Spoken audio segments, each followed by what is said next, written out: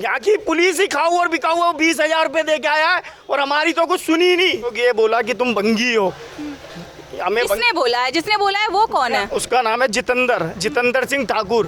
कह रहा मैं ठाकुर हूँ, मैं क्षत्रिय हूँ, तुम बंगी हो, तुम्हारी औकात क्या है? ठीक है, तुम मेरा कुछ नहीं कर पाओगे। और मैं पुलिस में पैसा फेंकता हूँ जी। यहाँ की पुलिस खाऊ है और बिकाऊ है, कोई कार्रवाई नहीं करती। ठीक है ना। अगर जिस व्यक्ति ने भी ये समाज को गाली देने का काम करा, मैं भी उसी समाज का हिस्सा हूँ और उसी समाज का बच्चा हूँ और हमारा समाज बिल्कुल भी चुप नहीं रहेगा। और दूसरी बात, अभी तो एक फ़ोन पे सिर्फ हमारी सैकड़ों की भीड़ यहाँ पे आई है। अगर कुछ घंटों के अंदर, कुछ दिनों के अंदर में अगर हमारी बात अगर सरकार और प्रशासन अगर नहीं सुनेगा लिखित के तौर पर, तो यहाँ मेरा नाम है रोहित कुमार पारचा, मैं वाल्मीकि समाज से हूँ। जी ठाकुर रहते हैं और इसका घर वहाँ भी है। ये कह रहा हो तुम जी, मैं वाल्मीकि समाज से हूँ।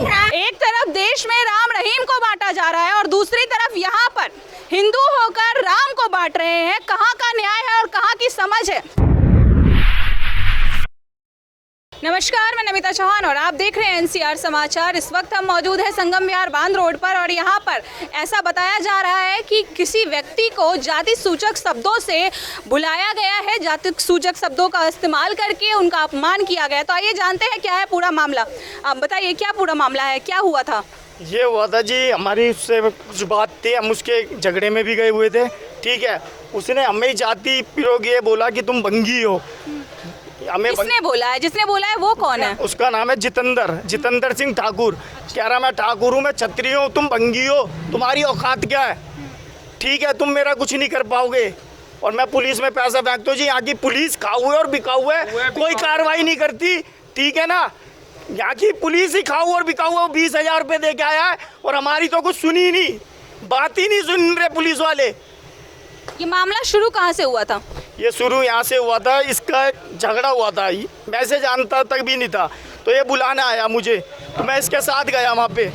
तो फिर हमने बोला कि भाई हमारे भाई का फ़ोन वोन भी गिरा, झगड़े में बहुत होते। तो कह रहा मेरे पे नहीं है, मैं पुलिस को पैसे खिला दूंगा मगर भंगियों को नहीं दूंगा। उसने ये बात बोली। तो आपका कहना ये है कि जब आप उनकी मदद के लिए गए तो आपके भाई का फ़ोन गिर गया और जब आपने ये बात उनसे दोस्त का भाई का और एक दोस्त का फ़ोन गिर गया। ठीक है, वो छोटी वाली बहू का फ़ोन था जो लेके गया हुआ था, वो फ़ोन गिर गया। 20,000 रुपये का फ़ोन था सैमसंग का। तो पैसे मांगने गए तो वो कह रहा है कि मैं पुलिस को खिला दूंगा लेकिन तुम्हें 1 रुपया भी नहीं दूंगा। पुलिस को किस बात का पैसा खिलाने की बात कर रहे हैं? वो पैसे वाला है और हमारा रिमांड कराने का। कह रहा तुम भंगी हो, मैं क्षत्रिय हूँ। तो आपको मदद के लिए बुलाया क्यों? जब ऐसा ही विचार था तो मदद के लिए क्यों बुलाया था? अब वहाँ पे हमारे भाई के भी चोट आई है, ये तो हम भी नहीं जानते कि हमें क्यों बुलाया क्यों नहीं बुलाया। हम तो उसकी मदद के लिए, क्या सबकी मदद के लिए खड़े रहते हैं यहाँ। आपको हर कोई बता देगा यहाँ का बंदा। आप क्या जानते हैं इस बारे में? इस बारे में मैम, वो मेरा छोटा भाई जिसके चोट लगी थी, ये हमारे घर पे आया था, कह रहा है ऐसे मैटर है। तो हम छोटा वाला भाई चला गया था। उसके बाद जब ये वहाँ गए तो लड़कों ने हमला कर दिया था। छोटे वाले भाई के इसके चोट आई थी और एक ठाकुर लड़का, 2 जने गए थे। तो इससे हमने बोला कि भाई इनके चोट वोट आई, इनको खर्चा दे दें। कह रहा किस बात का खर्चा दूं? तो उनने 5,000 दिए थे, 5 के उनने पीछे 0 लगा के 50 कर दिए। कब का मैटर है ये मैम हो गए 2021 15 जनवरी संडे। तो कह रहा मैं भंगियों से बात नहीं करता, हट पे तुम तो भंगी हो। तो इस बात में हमने उसमें 1-2 मार भी दिए। तो जो बात है उसके अलावा हमने कुछ नहीं करा। उनने फ़ोन वोन करा, उसकी जान बचाने। कह रहा भी मैं बदमाश बुला रहा हूँ, इसे बुला रहा हूँ, मैं तो ठाकुर हूँ। आगरा वागरा में भी चोर भी है। वो तार होती है ना केबल की वाली, उसका बिजनेस भी है इसका, चोरी करके उसे बेचता है। और ये लगा लो खानदानी इसका चोर है पूरा। तो ये 1 साल पहले का मैटर अब कैसे शुरू हो गया? अब मैम इससे बात करने गए थे, इसका जिससे झगड़ा हुआ था उसका नाम है गरीबा। इसने उससे कॉम्प्रोमाइज़ कर लिया। इसने कॉम्प्रोमाइज़ करके इसने हमारा उससे दुश्मन बना दिया और हमसे कह रहा मैंने तो कोई कॉम्प्रोमाइज़ नहीं करा। और इन्हें एक पेटी भी खा ली उससे 1 लाख रुपए। आप क्या जानते हैं इस मामले में? मैं थी नहीं यहाँ पे रात, वैसे मैंने सुना है उन्होंने मतलब जात वात पे सवाल ये किया है कि भंगी हैं, चमार हैं। देखो हम हिंदू मुस्लिम सिख ईसाई हम मिल के रहते हैं, ठीक है। और जहाँ हम रहते हैं इतने अच्छे बच्चे हैं, ये कोई मतलब बाहर का आदमी गुंडागर्दी नहीं करता। पता नहीं इनमें रात क्या हुआ है, मैं नहीं थी। लेकिन ये है कि जहाँ भी रहते हो वो जात बिरात क्या है, हम सब भाई हैं, मिल के हमें रहना चाहिए। मैं तो यही कहूँगी भाई मिल के रहो और शांति बनाए रखो जो भी है, लेकिन किसी की जात वात पे मत उठाओ। ये आरोप ये लगाया जा रहा है कि एक ठाकुर ने पहले तो इनको मदद के लिए बुलाया और जब ये मदद के लिए वहाँ पहुँचे इनको कुछ चोटें आई, इनके फ़ोन का नुकसान हुआ और उसके बाद जब ये मुआवजे की मांग करने गए कि हम तो तुम्हारी मदद के लिए आए थे तो हमें मुआवजा दो, हमारा फ़ोन खो गया, हमें चोटें आई हैं, तो इनको जाति सूचक शब्दों का इस्तेमाल करके इनका अपमान किया गया। मदद के वक्त ये नहीं सोचा कि ये भंगी हैं, ये हमसे छोटी जाति के हैं, लेकिन जब इनसे मुआवजे की मांग की गई तब इनको याद आया कि ये हमसे छोटी जात के हैं, हम इनको मुआवजा नहीं दे सकते, हम पुलिस को पैसे खिलाएंगे लेकिन जो हमारी मदद के लिए आया उसको पैसा नहीं देंगे। आप क्या जानते हैं इस मामले में?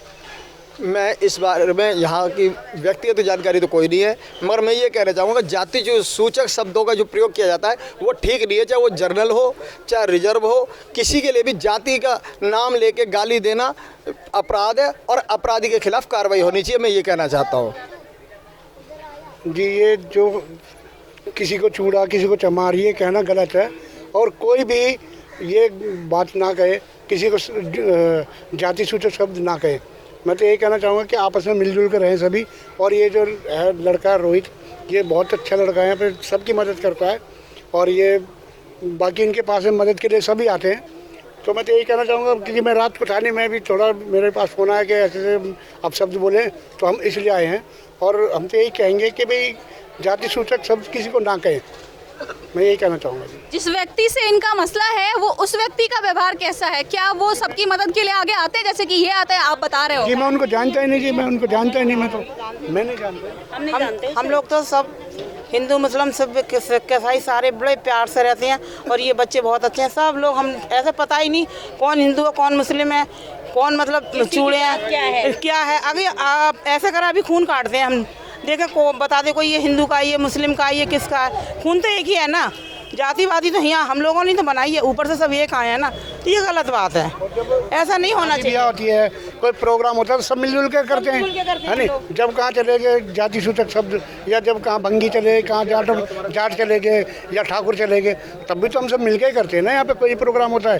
कोई जैसे यहाँ पे कभी कभी जो जागरण भी करते हैं साईं बाबा का, चौकी लगाते हैं और कभी जैसे ब्याह शादी भी होती है तो सब मिलजुल के करते हैं। तो अब ये ऐसा क्यों कि भाई जाति सूचक शब्द तुम भंगी हो, तुम चमार हो या तुम फलाना ढिमकाना, तो ये गलत है। जिसने जिनके बारे में आप बात कर रहे हैं वो यहाँ पर कब से रह रहे हैं? देखिए मैं उनके बारे में तो नहीं बता सकता, लेकिन जिस व्यक्ति को ये गलत शब्दों का और जाति सूचक शब्दों का इस्तेमाल करा गया है, मैं उस व्यक्ति के बारे में आपको थोड़ी सी जानकारी बता दूं। जब कोरोना काल जब चल रहा था तो इसी भाई ने बहुत सारी इसी क्षेत्र के अंदर में लोगों की मदद करी थी, पहली बात। दूसरी बात, आप कैसे किसी को जाति सूचक शब्द का इस्तेमाल कर सकते हैं? आपको पता होना चाहिए कि ये भारत के अंदर में इसके लिए कड़ी से कड़ी सजा का और कानून का प्रावधान बनाया है। अगर जिस व्यक्ति ने भी ये समाज को गाली देने का काम करा, मैं भी उसी समाज का हिस्सा हूँ और उसी समाज का बच्चा हूँ और हमारा समाज बिल्कुल भी चुप नहीं रहेगा। और दूसरी बात, अभी तो एक फ़ोन पे सिर्फ हमारी सैकड़ों की भीड़ यहाँ पे आई है। अगर कुछ घंटों के अंदर कुछ दिनों के अंदर में अगर हमारी बात अगर सरकार और प्रशासन अगर नहीं सुनेगा लिखित के तौर पे, तो यहाँ पे दिल्ली के अंदर में बहुत बड़ी बड़ी संगठनों के लोग और पूरा एससी समाज यहाँ पे खड़ा होकर के उस व्यक्ति के खिलाफ लड़ेगा।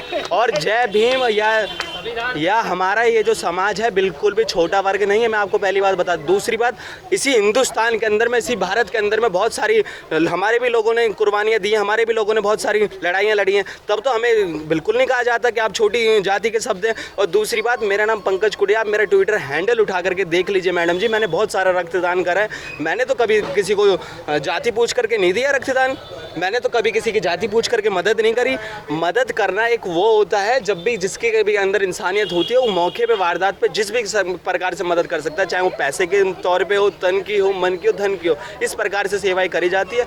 लेकिन मैं सिर्फ उन व्यक्तियों को, उन लोगों को आपके चैनल के माध्यम से एक अपील भी करना चाहता हूं और ये चेतावनी भी दे देना चाहता हूं कि अभी हमारा समाज बिल्कुल भी शांत नहीं रहेगा और आने वाले दिनों में अगर उस व्यक्ति ने अगर लिखित तौर पे अगर माफ़ी नहीं मांगी तो हमारा जो समाज है बिल्कुल बहुत बड़ा एक संगठन के रूप में यहाँ पे खड़ा होगा और ऐसे लोगों के खिलाफ में हम जोर से जोर और पूरी की पूरी कानूनी लड़ाई को लड़ेंगे। और हमारे पास में चाहे वकील की भी ज़रूरत हो, हमारे पास में अपने खुद के भी वकील, अगर हमें हायर भी करने की ज़रूरत पड़ेगी तो हम पेड भी करेंगे उन वकीलों को, क्योंकि हमारा समाज किसी से लेने वाला नहीं है, देने वाला भी है। आप क्या कहना चाहेंगे इस बारे में? मैं आपके मैडम मुझे जानकारी नहीं है, लेकिन जो जातिवाचक शब्द बोले गए हैं जिस समाज ने, ये तो मैं कह रहा हूँ इंडिया की और दिल्ली सरकार गवर्नमेंट को भी ये कहना चाहूँगा, बहुत दुर्भाग्य बात है ये जो इस तरह की इस शब्द का प्रयोग किया गया है। तो मैडम मैं तो यही चाहूँगा कि इस शब्द का प्रयोग ना करके अच्छे समाज के लिए ये मैसेज आए मेरा भी कि इस तरह का अगर करेंगे तो आगे हमारी समाज कम नहीं है, आगे ऐसा संघर्ष करेंगे, फिर आगे एक बहुत बड़ा संगठन आएंगे जिससे कि काफ़ी दिल्ली गवर्नमेंट या यूपी गवर्नमेंट हो या केंद्र सरकार हो, सबके लिए मुश्किलों का सामना करना पड़ेगा। बस मैं यही कहना चाहूँगा आपके के अंदर में भी एक लिखित पत्र के रूप में पूरी कानूनी लड़ाई को लड़ेंगे। अगर रोहित भाई को या पूरी दिल्ली के अंदर ऐसे किसी भी व्यक्ति को अगर ज़रूरत होगी तो वहाँ पंकज कुड़िया हर उस व्यक्ति की लड़ाई में उस समाज के साथ में पूरे कंधे से कंधा मिला करके खड़ा है, क्योंकि मैं भी इसी समाज का हिस्सा हूँ और दूसरी बात मैं एक सामाजिक कार्यकर्ता के रूप में कार्यरत हूँ, इसी संगम बिहार का हिस्सा हूँ। आपके चैनल के माध्यम से इतनी बातें कहना चाहूँगा। हमारे देश का संविधान लिखने वाले भी वही व्यक्ति हैं जो इनके समाज से आते हैं, छोटी जात के हैं, लेकिन कभी भी उनको छोटी जात कह करके उनका अपमान नहीं किया गया, बल्कि उनको सम्मान से सिर पर बिठाया गया। उनके द्वारा बनाए गए नियमों का पालन अभी तक किया जाता है। कई ऐसी जगह हैं जहां पर भीमराव अंबेडकर को पूजा जाता है, क्योंकि उन्होंने संविधान दिया है भारत देश को। एक तरफ देश में राम रहीम को बांटा जा रहा है और दूसरी तरफ यहाँ पर हिंदू होकर राम को बांट रहे हैं। कहाँ का न्याय है और कहाँ की समझ है? कैसा हिंदू और कैसा ठाकुर जो एक हिंदू होकर राम को बांटने की कोशिश करे, वो इंसान ही नहीं हो सकता। कोशिश ये करनी चाहिए कि एक हिंदू धर्म एक है, उसकी एकता एक है, तो उसको एक ही रहने दिया जाए, ताकि भविष्य में कभी भी कोई अगर परेशानी खड़ी होती है तो पूरा का पूरा हिंदू समाज आगे आए और उस परेशानी से निपटे, जो कि यहाँ पर नहीं हो रहा है। जब भगवान राम ने किसी में भेदभाव नहीं किया तो राम के बनाए हुए बंदों में, राम को मानने वालों में भेदभाव करने वाले हम इंसान कौन होते हैं? ऐसी और अपडेट्स के लिए देखते रहिए NCR समाचार।